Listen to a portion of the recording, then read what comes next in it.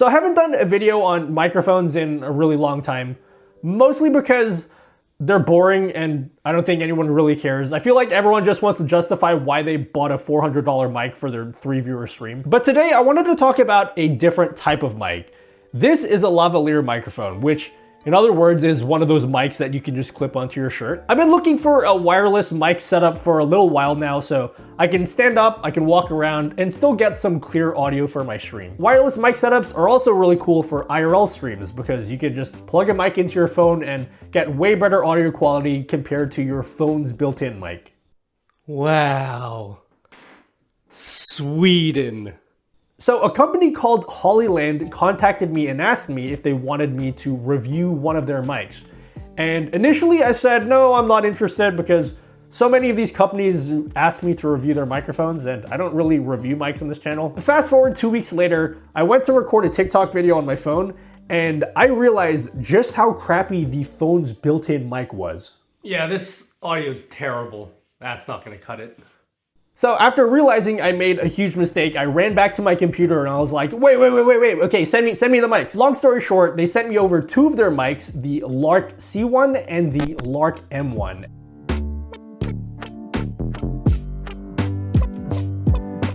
Do you have that activate Windows watermark on your PC?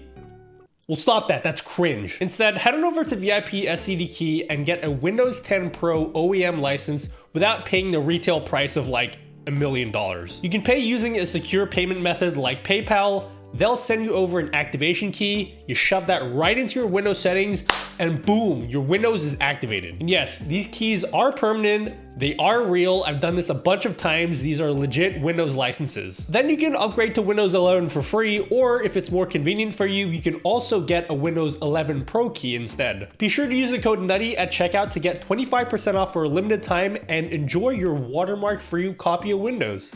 Okay, so the Lark C1 and the Lark M1 both come in this AirPod style case, and inside of the case you get 1 receiver and 2 microphones. It's very similar to the Rode Wireless Go system. In fact, I already have one of those mics that I paid for myself. But that AirPod style case, that's what appealed to me because when I'm done shooting, I can throw both of the 2 mics and the receiver back into the case, which will, by the way, charge both the mic and the receiver so that they're ready to go for my next shoot. The Lark C1 and the Lark M1 are almost identical. I'm using the Lark C1 right now. The only difference is the receiver that it comes with. So the C1 comes with a receiver for your phone and the M1 comes with a receiver that connects to your camera via the 3.5mm cable. Now the M1 does have some adapters that you can buy so you can also connect it to your phone, but the receiver has its own internal battery that you have to worry about. The C1 that I'm using right now just uses the power that comes through the USB port, so you don't have to think about the battery life in that situation. By the way, yes, they do have a different version of the C1 for Android and iPhone, so Lightning cable and USB-C. But here's the kicker.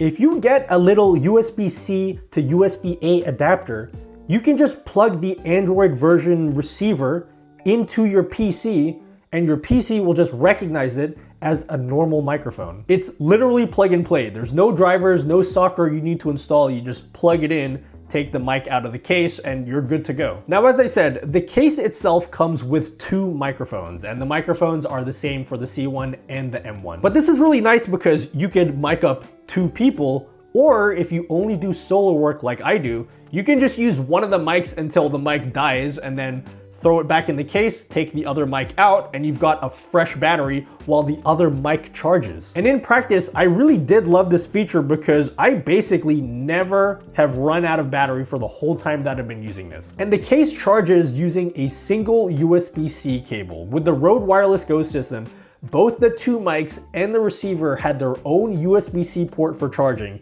which meant when you wanted to charge them all up, you need 3 separate cables, which made me basically never want to use that system. And the mics are also a lot smaller than the Rode Wireless Go, which means when you clip it onto your shirt, it's not weighing down your shirt as much, which I found that to be a lot better. I was, however, a little bit disappointed that the mics don't have a port that you can connect an external lavalier mic into, With the Rode Wireless Go system, the mics have their own built-in microphone, but if you want to, you could also plug in an external lavalier microphone and run that up your shirt so that the mic is a lot more discreet and doesn't appear on camera like this one is showing right now. Having said that, for me personally, I just wanted something that I could just quickly take out of the box and start recording with no fuss. So it didn't bother me that much, but I can see that bothering other people. One thing that did actually bother me though was the receiver. Now you'll notice that the receiver doesn't have any controls on it other than a sync button. So there's no way to see battery levels. There's no way to control the gain of the mics. If you want to control the receiver, then you need to download the LarkSound app. And with the app, you can control the gain of the microphones. You can see the battery levels and the strength of the active noise cancellation, which yes, this mic does have active noise cancellation, which we'll talk about in a second. But it's kind of a bummer that you even need the app, especially if you're like me and you intend to use the Lark C1 with your PC, because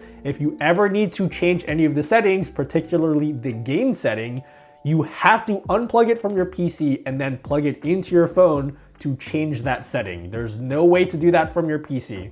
Although in fairness, this is marketed as a mic for your phone, but I just figured I could use it for my PC. So I'm gonna use that and then complain when it doesn't do the things that I want it to do. Now, one of the main reasons why you would even want a wireless lav system is because you can get really far away from the camera and still maintain consistent audio levels. And that's what makes them really great for outdoor recording. They even come with these furry windshields to help with the noise. It's just a little bit disappointing because you can't have it connected to the mic and also in the case. So if you want to use the windshield, then every time you take it out of the case, you're gonna have to put it on because it doesn't fit in the case. But I never use that anyway, but it was worth pointing out. I actually just don't go out much in general, so I wasn't able to test this microphone in an outdoor setting that much. But I did go to the Philippines recently, and yes, I did bring these mics with me, and I recorded a little bit while I was there. Yeah, so I'm like in the Philippines right now. I'm supposed to be on vacation, and I have like not been able to stop thinking about work. Some people call that being a workaholic. Other people like me call that hustle. I'm on my sink but grind set. There's people in the boat there are looking at me.